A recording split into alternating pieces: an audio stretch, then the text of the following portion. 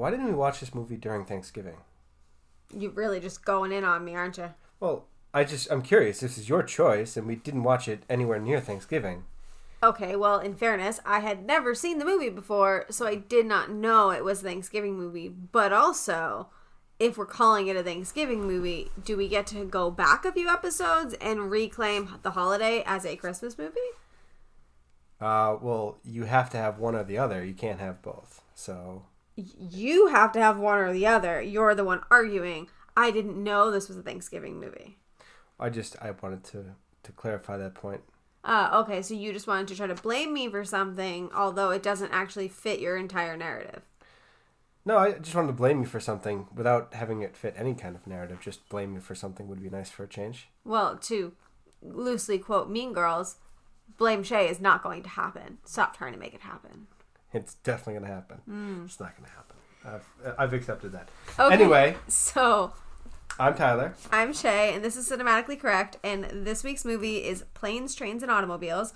My choice, because I wanted to get a movie that you guys have actually seen, since all of the tweets are always, why do you pick movies no one's ever seen? Where do you find these movies? Neither of us had seen it originally. Well, right, but So. I had picked this movie because I knew that it was very popular. I knew that likely our listeners had seen it, or at least our odds were better. Fair. So I wanted to, give something to the listeners that they'd seen because, boy, the complaints. You guys are whiners, just saying. They can't be satisfied or happy at any point. No, and next week's pick is Tyler's, so you're on your own. I'm sorry. I don't even remember what it is, honestly. I will tell you when we get there, but... All right, so brief synopsis, I guess? Go for it. All right, brief synopsis. Brief synopsis.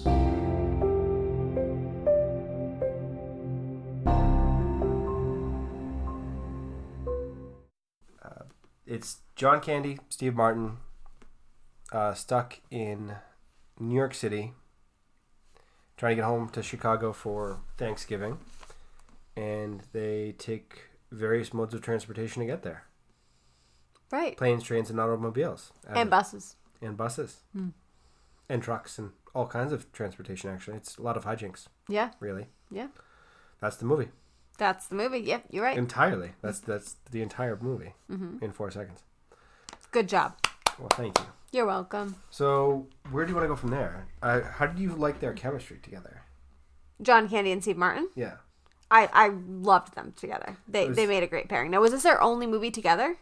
I honestly don't know, but they do work well together. I mean, they're both consummate professionals, and they're very good at what they do. Right. So it just figures that they would be a good pair. Right. Well, it's the only movie I've seen them together. I will be completely transparent and say that I don't think I've seen a lot of John Candy movies. Not to say I haven't seen any, because I have, but I don't think I've seen a lot of John Candy. So are we adding John Candy movies to the list now? Yeah, so if you guys have a John Candy movie you want us to do...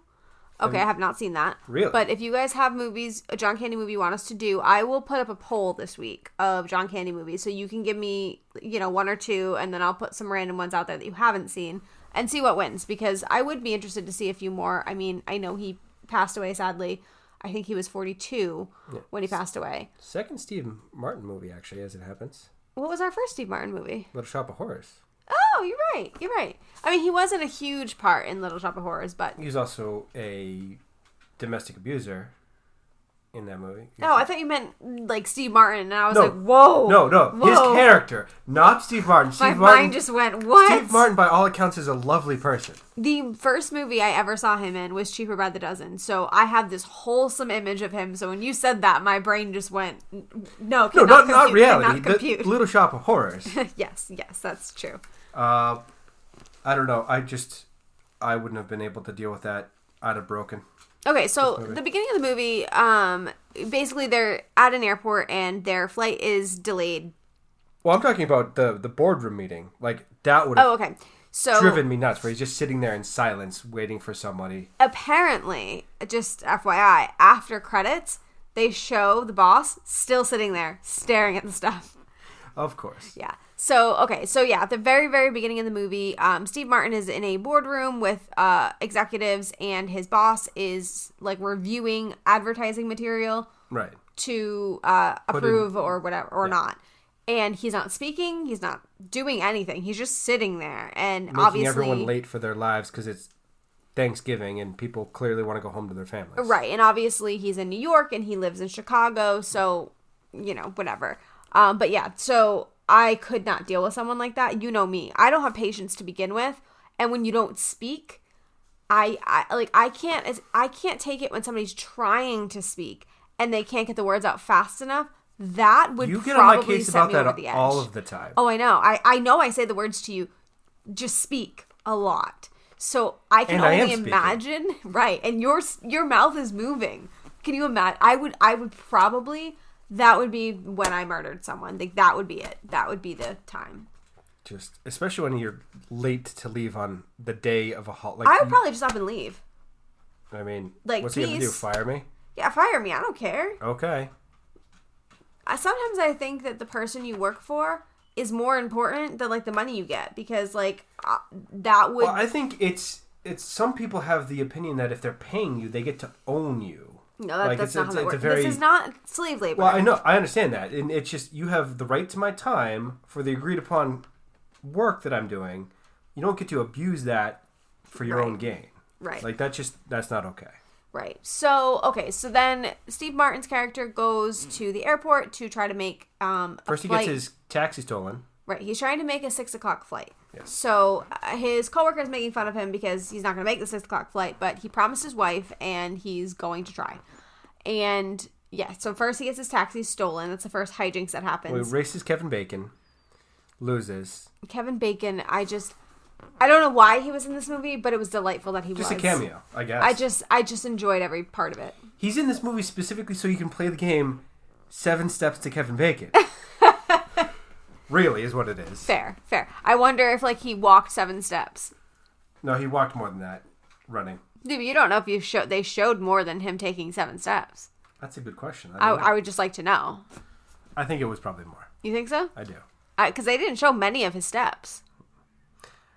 That's fair, but now I want to know. So if somebody can find out, slow it down, just count how many steps. How many steps you actually see Kevin Bacon take? Yeah. In the cab scene. If there's 7, like. This is before that was actually a thing. Though. I know. So that would be amazing. It would be. He gets his cab stolen by John Candy, chases after him, and at that point I'd just been like, you know what, screw it. I'm taking a later flight. Or I'm getting a rental car and just driving. Clearly he loves his wife more than you love yours. Well, I don't have a wife. Yet. Yeah. This ring is coming off. It's going. We're not technically married. Wow. Guys, you know what that means. The Blame Tyler hashtags will now flood. No. He just like unengaged me. That's not what happened. This is what I mean. You guys heard it. You were all my witness. All right. Wow. So he tries to get home. And see his delightful family with the little boy that is what's his name? Something Matthews from Matthew Lawrence. Matthew Lawrence. Thank you. You're welcome. From Boy Meets World. From Boy Meets World. Sean's brother in the college years. If anybody wanted to know. That's the only thing I know him from. Honestly. Actually, he was on a Disney Channel show, wasn't he? With his wasn't it the Matthews brothers? Yeah, well, I know one of the Lawrences was on Lawrence brothers. The show with Sabrina the Teenage Witch character, Melissa and Joey Lawrence. I loved that show.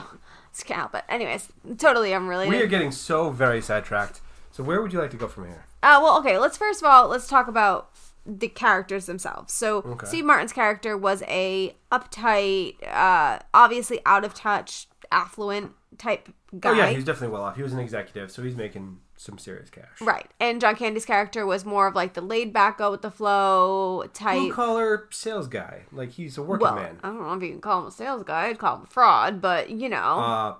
There's a fine line, darling. Yeah, well, yeah, he pushed that line. It's also shower curtains. It's not someone's life savings that you're dealing with. It's a few bucks. Well, still, it's shady. And it's emergency circumstances. I'm willing to suspend ethics if it's an actual emergency. Like, if it's something trivial, like a few bucks, it doesn't matter. You know you're talking to the girl who doesn't like to jaywalk, right? Yes, Do you think you're going to get me on your side on this? Because I'm just curious at how you Like, thought you this gotta was do what going you to gotta go. do to see your family, get home. Like, that's the You priority. just said 10 minutes ago you would just give up. I didn't say give up. I said I would give up on that flight and just get a different flight or rent a car. I'd love to play this back. I'd really love to play this back. So, Oh, God. yeah, this is great. So yeah, they're very different. Yes. So I wanted to first make the note that I made in case you try to steal it from me. The reference that you're gonna make right now, the reference I'm gonna or make? the comparison. Yeah. Yeah. Did you write it down too? I did actually. Did you write it down as your own? Yes, I did. Yeah, I'm surprised. Anyway, so this movie really reminded me of the premise of Captain Ron, which we did, I don't even know, like 4 episodes ago, maybe 5 episodes ago, something like that. Something like that. But they were really similar in the respect that it was a very affluent, type A, type Martin guy. Short. Martin Short. That had hijinks with a go with the flow, kind of blue collar, laid back. I mean, yes and no. I mean, The one thing that stuck out to me as similar was that the bad things, bad hijinks, seem to always affect the affluent character more than the other. Well, the John Candy's character in this movie and Captain Ron as well is just they're so used to things happening in life. No.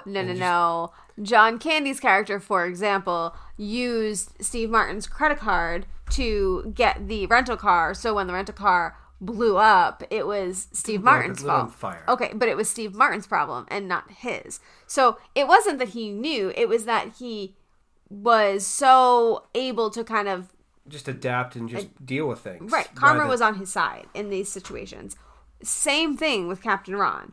When they got lost and like the kid, they got arrested or something while he was with the kids, and all of these things affected the guy because Captain Ron was able to kind of divert and pivot right because he can go with the flow. He's not stuck in some kind of routine. So I do think they both do share messages of going with the flow versus type A, rigid. Yeah, you had actually sent me a movie that you have not seen that I have seen that I think is much more similar in terms of due date. Right. Okay, so just because we're bringing it up now, so I guess we're wiping that audience ass off. No. I'm just saying, it reminds me, now that you had said it when we talked about it, that does remind me a little bit of this movie. We'll get to that in a moment.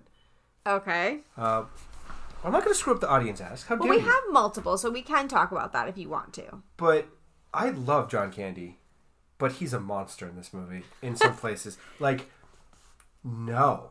Okay, like example? No. The shoes and socks off on an airplane? My note, God, I hate feet. Well, no, just that is an enclosed, all the same air system. You are not able to. That's not okay. People do that. People do it. Monsters do that. Yeah, I agree. That's Serial killers and people that just have no business in polite society. Just horrible people. If any of our listeners have taken their shoes off on an airplane, you're a horrible person. Like, that is just awful. I swear that you find somebody, some group of people to call horrible people on every podcast. Or the using all the towels in the hotel room and soaking things in the sink and all of that. Monster. You're a monster.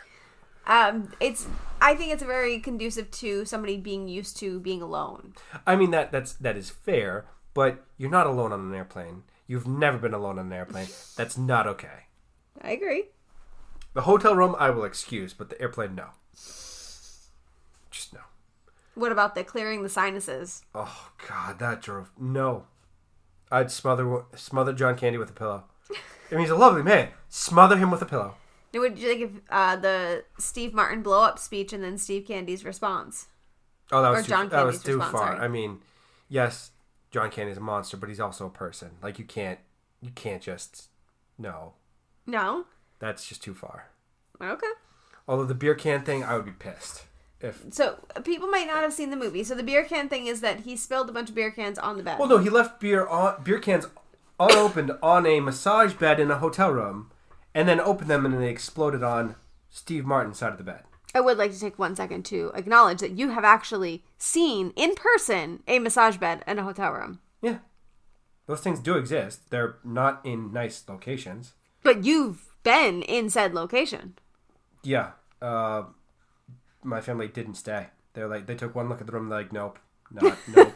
I honestly thought those were just made up for movies or like really old, like 60s, 70s, like whatever. Because now, granted, as a kid, the only vacations we really went on was like Disney, and then like Disney type vacations, anything that related to our timeshare. We didn't spend money on vacations. We only did timeshares. So I never saw that kind of hotels until I was old enough. And then I still looked for... I mean, my family vacations, because there are so many of us, were always budget vacations. So camping or driving somewhere and going to a theme park. You know, things that don't have air travel or like expensive hotel rooms. Because right. It's crazy expensive. Yeah. But still, a vibrating bed would freak me the heck out. Not a great vibe.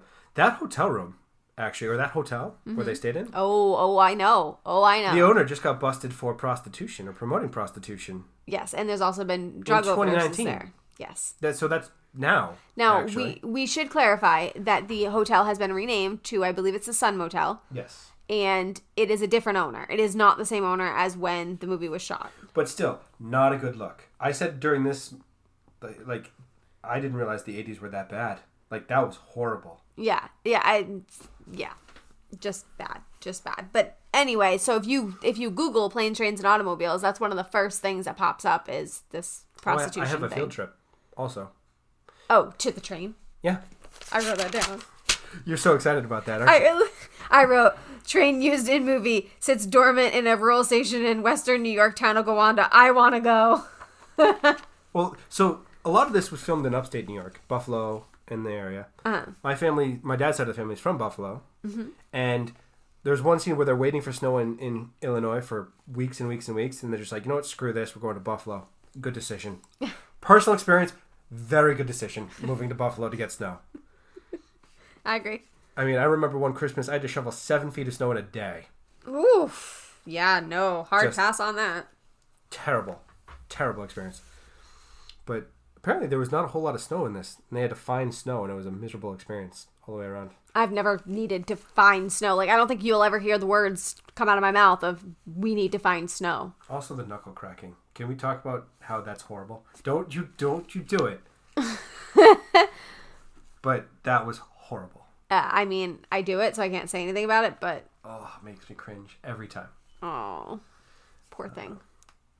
I also want to say, let you pay for it. I even let you pay for it. I even let you pay for it so you don't feel like an intruder. That was like, wow, you are a salesman. You know exactly how to phrase things to make it sound like it's beneficial to the other person. Wow. Yeah, should have been a lawyer. John Candy was smooth. Yeah. In this movie. Oh yeah, agreed. Totally agreed. So I'm at a loss as to where to go from here. Well, I mean, you wrote about the train going to Gowanda. Of course I did. If it's a field trip, I'm in. So we don't have a ton of time. So one of the things I did want to mention though was there was supposed to be a theme song for this movie. I don't know if you read about this. Elton John actually wrote it, but there was contractual issues. So the song has actually never seen the light of day, but it is mostly written. They did stop, but it is mostly written. So I did hear that they had other issues with this film. So they shot 600,000 feet of film. Mm-hmm. And apparently the original cut was 3 hours and 40 minutes. Yes, Can you imagine sitting through this movie for 3 hours and 40 minutes? And apparently I don't know if it's 3 hour version. There's different articles saying 3 hours, 2 hours, whatever. But a longer version exists somewhere. Yes. That's just never seen the light of day. Right. It's locked away in the Paramount vaults, apparently. Right. Okay, so another thing I wanted to mention was before Steve Martin and John Candy was cast, John Hughes wanted Tom Hanks for the role of Neil and Travolta for the role of Del. No, that would have been a terrible movie. So Tom Hanks couldn't do it because he was busy on Big, and Travolta Paramount didn't want because he was box office poison. I mean, understandable. But you think both of them would be terrible? No, I mean, Tom Hanks is a treasure of a person in everything that he's ever done, but I can't see him having that kind of chemistry with John Travolta. Like, it would have been a terrible, terrible movie. I mean, I can see that. I love Tom Hanks, so I can never say I don't want to see Tom Hanks in a movie, but... Well, I don't have a problem with that half of the duo. My problem is entirely with John Travolta. Yeah, okay. Understood. Also, this movie was actually inspired by a real-life story. John Hughes got stuck in Wichita? Yes, John Hughes went from New York to Chicago and was diverted to Wichita, and it took him 5 days to get home. And obviously we have to say that it's John Candy and Steve Martin's favorite movie of their own. Yes, it's their personal favorite. We do need to mention that. Okay, so from there, we don't really need to talk about this, but I want to. So John Hughes wrote under a pseudonym, Edmond Dantes. Really? Yep, he wrote under that name one of the movies you may know as Beethoven. Okay. Yeah, so I thought that was kind of cool. And also, John Hughes' widow, in 2019, just purchased a home for $12 million and has another home on the market for $4.49 million. Yeah, so if you don't know, John Hughes passed away in 2009 of a heart attack. Really? I did not know that. Yes. That's a tragedy because he has done a lot of great classic movies. Right. There's all of his movies were great. Yeah, Weird Science, I'm Having a Baby, Breakfast Club, 16 Candles, Pretty in Pink, Home Alone. Now, because we're mentioning that, we should at least talk about the controversy, at least a little bit. What controversy? So, I don't know if you saw, but Molly Ringwald wrote an article, I want to say it was only a few months ago, about her experience working on John Hughes movies. She was considered his muse. He wrote a lot of movies for her. She was in a lot of John Hughes movies. That's fair. Yeah. So, since you don't seem to even know anything about it, I think I know where you're going. I didn't look. So I'm just gonna read one of the paragraphs off of her thing. So basically, she went and researched him because she had realized how problematic his writing was, so she decided to do a little bit of research on him. And she said one of his tales, A Dog's Tale, has a boy watching his mother turn into a dog. Against his will features an ugly fat woman who tries to rape a man at gunpoint in front of his man's wife and parents because she can't have sex any other way. My Penis and My Vagina are quasi-magical realist stories written from the points of view of teenagers who wake up in the morning with different genitalia that were assigned at birth. The protagonist of My Penis literally forces his boyfriend's mouth open to penetrate, and the male in My Vagina is gang raped. The latter story ends with him using money he saved for abortion. And then the Hughes Engagement Guide is an illustrated manual on how to protect yourself against women. It gives examples of women bullshitting to not put out and teaches readers how to do a quickie pelvic exam, how to detect signs of future fat, and how to determine if a woman has ancestors of different races. So those were all pre him being famous, like works of writing that he did. Jeez, so that's not great. Right, because she was looking into trying to figure out what, like, he was interested in writing. Like, maybe these movies just kind of got morphed and formed into other things because it's, Hollywood. So she wanted to know, was it him or was it Hollywood? And she figured out it's him. So it didn't get as much traction as I thought. Like, if you type in John Hughes, like, Me Too movement or any of that stuff, not much comes up. But if you type in John Hughes, Molly Ringwald, it comes up. So, yeah. So, it's a little problematic. I don't know how I feel about it. That's uncomfortable to say the least. Yeah. Like, that's... So, yeah, if anybody has any opinions or knows anything more about that whole situation, I just wanted to mention it because we are going to do a John Hughes movie. I feel like it's a little bit... So there are a couple of scenes that I did want to talk about. Okay, go ahead. Not to gloss that over, but the driving down the highway the wrong way. Oh my God, no. How would he know that we're going the wrong way? Oh God, he doesn't know where we're going. No. I did love that. Oh, but in fairness, the signs on the highways... Sometimes are not that clear. The wrong way sign does not need to be in the middle. You need to turn it towards the side you mean. Because I don't know how many times in my hometown, when you go on to the exit 5, the wrong way sign is directly in the middle. Legitimately every time I take the turn. Every time I always go, oh my God, it's the wrong way. It's the wrong way. Are you kidding? It's now my nightmare. So I don't know if it's like that everywhere, but I know in my hometown anyways, it for sure is. And every time my heart skips a beat. So. And then that scene and then the rental car scene. The F-bomb scene. 18 F-bombs. So great. But speaking as someone that is currently working customer service, that's not a good way to go. No. You are going to get the person doing everything they can to be difficult at that point. It's fair. You've shut them down. They're going to be like, oh, you didn't sign this form. It's null and void. You're screwed. Every little thing is now a big issue. Yeah, totally. Why do you do that? People do that. It makes no sense to me. You're nice. You have a good experience. No problems. Agreed, You're not nice, but you have bad experience, more problems. Bad experience, not nice, more problems. It's a self-fulfilling prophecy. right. I totally agree with that. But props to New Zealand for releasing this movie as a PG movie and keeping the 18 F-bombs. Props to you, New Zealand. Well done. Yeah, just had to put that out there. So is there anything else you want to mention before we move into Audience Ask? I have a Tyler's History Minute. Okay, you can do Tyler's History Minute first. Two. There's two. Yeah. Tyler's History Minute. You got to make up for last week, so. One of them is more of an anecdote. So there was an iconic moment in a NFC Championship game between, I believe it was San Francisco 49ers and the Dallas Cowboys, if I remember correctly, where half the teammates are talking about Joe Montana and how cool he was under pressure. So they're down in the big game, playing to go to the Super Bowl, and Joe Montana comes over and starts a huddle by saying, "Hey, that's John Candy over there." Like, totally not even phased. Just, I see John Candy. And just it's a cool anecdote, really. Yeah, cute.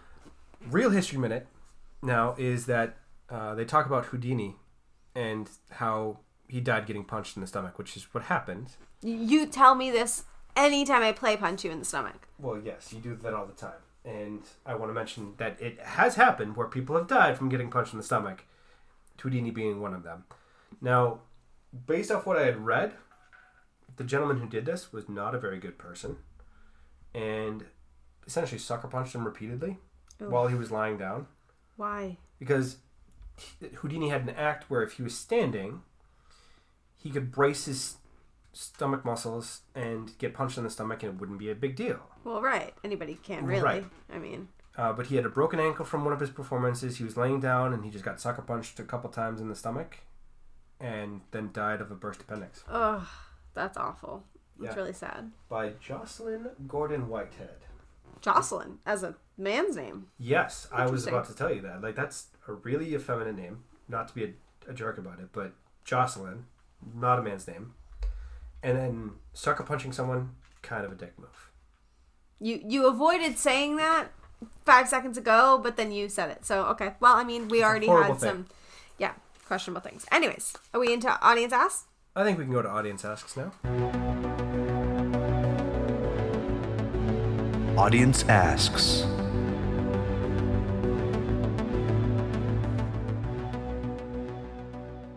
Okay, well, since you brought it up, I am going to at least bring this up.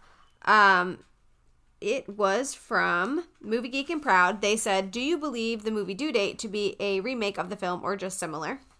I think it's heavily influenced by this movie and maybe an homage, but it's not a direct parallel. It's not a remake. It's in the traditional sense. It's more of a own movie, but it's very heavily influenced by this movie. Right. I mean, Zach Galifianakis... I can't say Galifianakis? Yeah. His character seems to be very much influenced by John Candy, but you know what? I actually appreciate that because it's nice to see inspiration taken from another great movie rather than just a flat-out remake. I mean, they have some serious chemistry, Robert Downey Jr. and Zach Galifianakis, but... See, I have not seen the movie, so you have. So you're basing it on the premise that you've seen it. Yes, I have seen it. It is somewhat similar. It's very similar, honestly, but it's its own movie. It's a standalone movie. So. Okay. I mean, I'd be interested to see it, so maybe at some point. But they also asked a similar question to what I'm going to ask you, but I'm going to ask it from somebody else. Another Damn Movie podcast. They said, we had a legitimate argument on our show that got edited down quite a bit about which person is the real villain in the movie. So what do you think? Is John Candy or Steve Martin the real villain? I don't think it's a real villain in this movie. I don't think there's anyone that's deliberately going out of their way to be a bad person. Right. I think the villain in this movie is circumstance. Like, okay. You can't control the weather. You can't control half of the things that happen. Some of the things that happen, yes, you can control that. You can control not driving down the highway the wrong way. But really, it's not a movie about a villain. It's a movie about just two guys down on their luck. It's a movie about empathy, really. Right. At the end of the day, it's a movie about learning how to... You may be different than the other person, but it doesn't mean that you can't connect with them and have something in common. Right. Or a shared experience. Right, and I think that's why it's a Thanksgiving movie, is because it's really about learning how to connect with somebody else and care about somebody else, even when it may actually hurt you a little bit. Yeah. It's about being a better person. And right, exactly. I think that's important. It's not a villain-hero movie. It's just a movie about togetherness and learning to deal with people. Right. So that was 2, but I do want to just say one more because I want to know this answer too. We also didn't do Audience Ask because you failed us last week. So do you want to do 4? We can do 4. We've got plenty. Let's do 4. Let's just make up for last week because the internet failed us. Okay. It's their fault. So Rogue Riffers asked whether or not the radio still works. So what do you think? Well, he said the radio worked. He said the radio worked in the movie, but like, I mean, could it have lasted that fire? I mean, well, I mean, as long as it didn't get contaminated, but it's mostly metal and stuff. As long as that's sound, then I don't see why not. Okay, well then, I mean, honestly, I would say probably doubtful because the circuits would have overheated or melted, but possible. Right. Yeah, I mean, I found that hard to believe. That's one of those weird things where something that should have no business working works still. And like, we've all had that experience where like you've dropped something and it is shattered, but it still is fine. Well, yeah. No, I mean, that happens with phones like all of the time. Exactly. So it's something that has no business working, but still works perfectly. Right. So that does happen. Okay, so the last question from @listening to film. His name is actually like Carl Soon Awesome Con, but I don't know how to say that properly. So his question is, why would anyone carry over $700 in their wallet on a day trip to New York City, even if this is before ATMs were a thing? So the reason I wanted to answer this question is because if anyone's met me in their lifetime, I am known to carry far too much cash on me. And I'm sure at some point in my life I have carried $700 on me. I'm actually 150% positive that I have.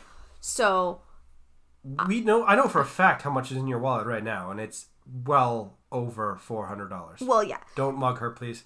No. So, I mean, granted, I don't do it as much anymore because I don't have a waitressing job anymore. But when I did, I very, very often carried very large amounts of cash. A few thousand, yeah, easily. Right? Yes. So I can't fault them for that, nor think that it's strange or weird. I think it depends on your profession. And given that John Candy is a salesman, him carrying cash doesn't seem abnormal to me. Steve Martin, I'm not 100% sure. Well, he's an executive, though. He just has cash that he just has to have. Like, right. Just for emergencies and just to have. And I think a lot of times when you travel, you grab cash just to have. Right. It's more convenient than having to worry about a card or things like that where. Right. Just have cash and, like, here you go. We agree on something. Yeah. Oh, my heart's warmed. Also, if you want to go somewhere without leaving a trail, cash. Okay, and this got dark. Okay, then. So we are over time, so ratings. Ratings. Reviews.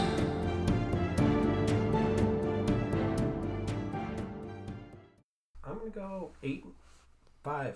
8.5? Wow. 8.75. I was actually going to give it a 9. Really? Yes. Well, that's in line with the Rotten Tomatoes rating. It's 93 tomato meter and 87 audience score. So do you have a reason why you gave it that, or you just leave it at the score? I mean, I enjoyed the movie. It's not a perfect movie, but it was definitely very funny, and we've all had some of those moments, not to that extreme, but everyone can relate to something in this movie. Right. And it's just kind of I have horrible luck. If I didn't have bad luck, I'd have no luck at all. You're the same way, so it's an easy movie to connect to. Right. I mean, I gave it a 9 because I love the good message behind it. Right. I mean, I'm a sucker for anything positive messaging. That's just who I am, and I love that it's a comedy. I didn't really have any problems with the movie, so I mean, it's as close as it's gonna get to a perfect movie. Oh for my me. God, I totally almost forgot to mention this, but there are a couple of scenes where they mention a future movie accidentally in this movie. Oh, so yeah? John Candy was in the movie Cool Runnings. Yes. Which is about the Jamaican bobsled team, and he's drinking Jamaican rum. Yeah. And he does a Jamaican accent.